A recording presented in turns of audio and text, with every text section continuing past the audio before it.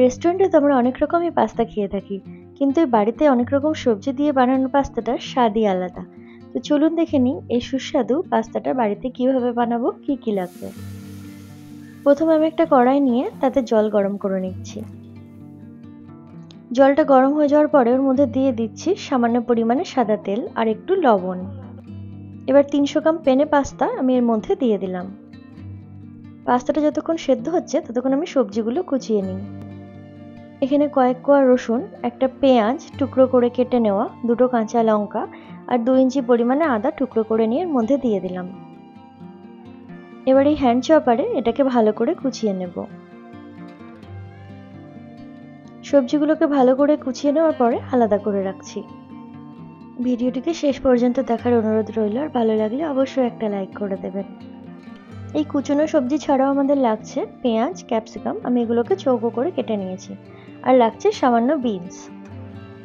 এদিকে পাস্তাগুলোকে আমি 70% মতো সেদ্ধ করে নিয়েছি। পাস্তাগুলোকে জল ঝরিয়ে আলাদা করে রাখছি। এরপর ফ্রাইং প্যানটা গরম করে নিয়ে তার মধ্যে দিয়ে দিচ্ছি 1.5 চামচ সাদা তেল আর 1 কিউব বাটার। ফ্লেমটা একদম লো রেখে কুচনো সবজিগুলোর মধ্যে দিয়ে দেব। এখানে আমি আরো অর্ধেক টমেটো কুচিয়ে নিয়েছিলাম, টমেটো কুচিটাও এর মধ্যে দিয়ে দিলাম। এবার দিয়ে দিচ্ছি স্বাদ অনুযায়ী নুন। কিছুক্ষণ ভেজে নেব। কিছুক্ষণ ভাজা হয়ে আসলে চৌকো করে কেটে রাখা পেঁয়াজ, ক্যাপসিকাম গুলোর মধ্যে দিয়ে দিচ্ছি।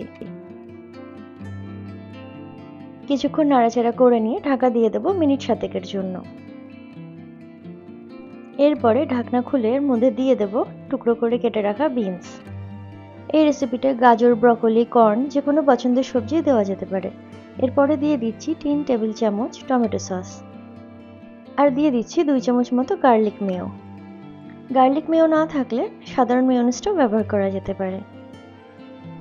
আমাদেরকে সবকিছু একসঙ্গে ভালোভাবে মিশিয়ে নিতে হবে। মিশিয়ে নেওয়ার পরে জল ঝরিয়ে রাখা পাস্তাগুলোর মধ্যে দিয়ে দিলাম।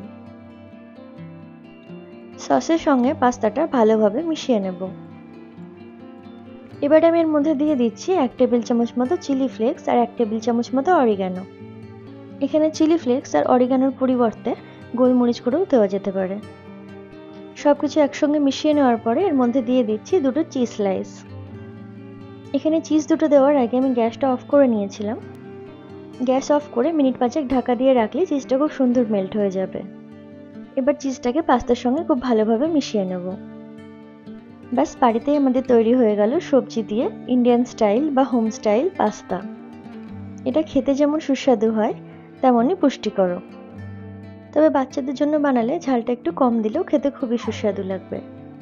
রেসিপিটা কেমন লাগলো নিচে কমেন্টে জানাতে ভুলবেন না, আর ভালো লাগলে চ্যানেলটিকে সাবস্ক্রাইব করে পাশে থাকা বেল আইকনটি প্রেস করতে ভুলবেন না আপকামিং নোটিফিকেশনসের জন্য। Thank you.